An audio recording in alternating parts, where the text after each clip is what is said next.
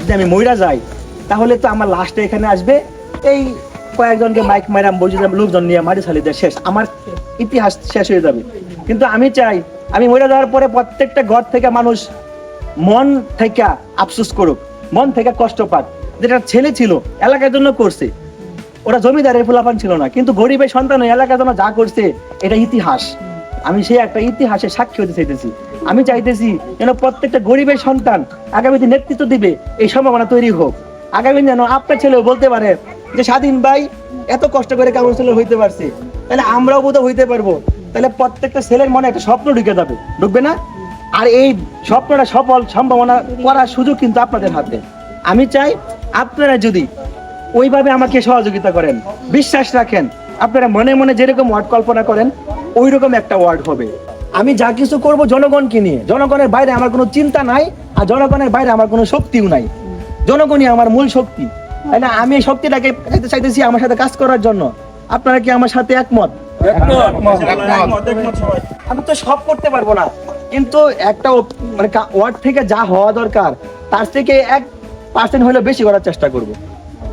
আমরা তো সবাই দিছি আর একবারে স্বাধীন রে দেয়া দেই আমরা। এখানে যে এই বাড়ির প্রধান মুরব্বী, আমরা বাইরের কাছ থেকে আশা করতে পারি যে আপনারা সবাই মিলে আগামী দিন যে নির্বাচন হইব এর মধ্যে কি আমরা একমত থাকবার পারি কিনা? ইনশাআল্লাহ ইনশাআল্লাহ বাবারা, আমরা কি একমত থাকবার পারবাম? ইনশাআল্লাহ ইনশাআল্লাহ। চাই যেন আমার মা বোনদের কাছ থেকে আমার জন্য দোয়া থাকে, ভালোবাসা থাকে। আমি জানি একটা সন্তান যদি আপনারা মানুষ করতে পারেন কষ্ট করে হইলেও এ কিন্তু আপনার হাল ধরবে। আর মানুষ করতে গিয়ে যদি আপনারা বাধাগ্রস্ত হন, সমস্যায় পড়েন, আমাকে জানাবেন।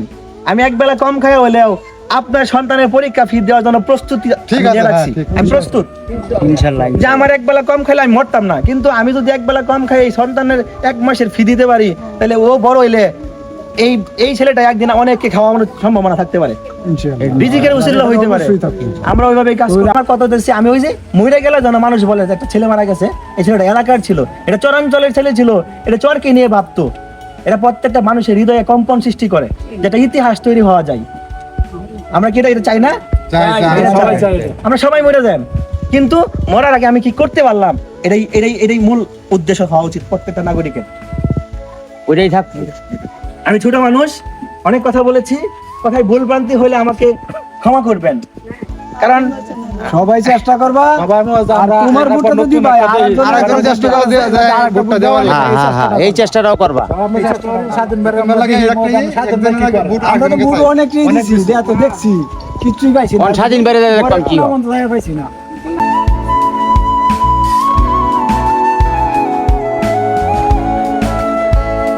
আমি এখান থেকে যখন বেরিয়ে যাব আপনি বলবেন যে আপনি কেন বেরিয়ে যাচ্ছেন। আমি কিন্তু এই কাউন্সিলর সারা জীবনের জন্য আসি নাই। আমি আগেই বলছি আমি একটা মিশন নিয়ে আসছি, আমি একটা সম্ভাবনা নিয়ে আসছি যেন কাউন্সিলর কিরকম হওয়া দরকার এটার একটা উদাহরণ তৈরি করতে আসছি ভাই। শুধু আমার সময় দরকার 5 বছর, আমি এটা শেষ করব। আমার আমরাও যাই উদাহরণ হইতে, আপনারা যেন আমাকে এনে চার দোকানে গর্ব করতে পারেন।